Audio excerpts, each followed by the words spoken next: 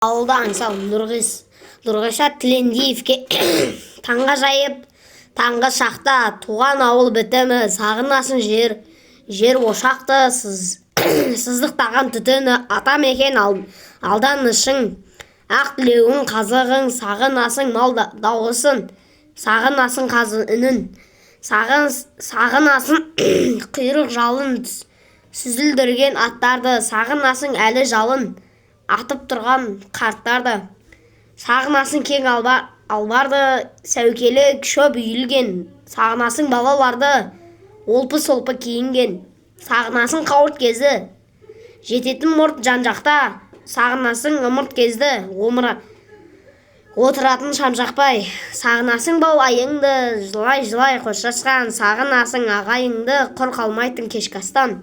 Әрі тіле, бері тіле осындай бірлікті, сағынасың сенікіне, менікі жоқ тірлікті, сағынасың дала күнді, дала нұры мол жерді, сағынасың балалығың қайда өтсе сол жерді. Ендігісі 3 ғасырдан кейін мойындаған шындық.